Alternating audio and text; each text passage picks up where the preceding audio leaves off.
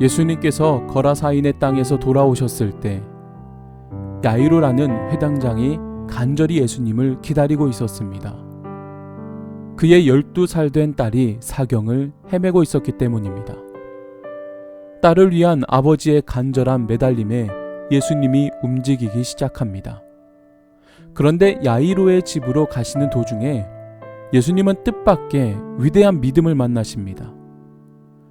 12해 동안이나 혈루병에 시달리던 여인이 혼잡한 틈을 타 예수님의 뒤로 다가가 몰래 옷깃을 만진 것입니다. 그러자 놀랍게도 이 한 번의 접촉으로 혈루병의 근원이 말랐고 여인은 깨끗하게 되었습니다. 그저 옷깃을 한 번 만진 것뿐이었지만 그 접촉은 구원의 길이 열리는 행위였던 것입니다. 예수님은 그 즉시 걸음을 멈추시고 은밀하지만 위대한 믿음을 나타낸 자가 누구인지를 찾으셨습니다. 이 믿음의 행위는 은밀한 중에 이루어졌기 때문에 예수님 가까이에 있던 제자들조차 모른 채 묻힐 수 있었습니다. 그러나 예수님은 그 믿음을 칭찬하기 원하셨습니다. 그 위대한 믿음을 공개적으로 드러내기 원하셨습니다. 그래서 걸음을 멈추시고 내게 손을 댄 자가 누구냐? 라고 물으셨습니다. 이 여인은 숨길 수 없음을 알고 예수님 앞에 엎드립니다. 여인의 행위는 충동적인 것도 우연한 것도 아닙니다. 이 여인은 은밀하지만 위대한 믿음으로 예수님의 옷자락을 만진 것입니다. 그 은밀한 믿음은 위대한 치유의 역사로 나타났습니다.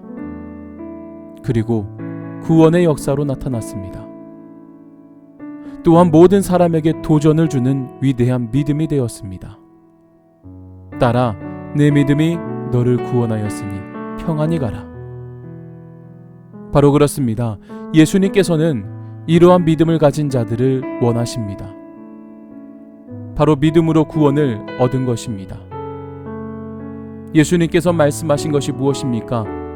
네 믿음이 너를 구원하였다입니다.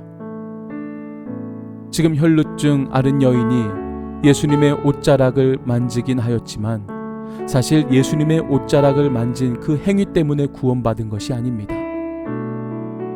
행위 안에 바로 그 믿음이 중요한 것입니다.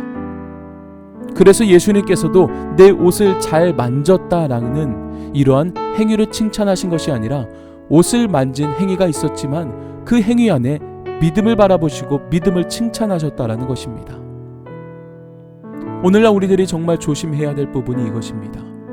예배드리는 익숙함, 봉사에 대한 익숙함, 교회 안에서 여러 가지 모든 모습들이 이제는 익숙해져 있지만 이 익숙한 모습으로 인해 구원을 받을 수 있다는 착각에서 벗어나야 합니다. 그러나 이러한 익숙한 모습으로 구원받을 수 있는 것이 아닙니다. 그 안에 믿음이 있어야 합니다. 믿음 없는 익숙함은 껍데기 신앙밖에 되지 않습니다. 그래서 우리들은 기억해야 합니다.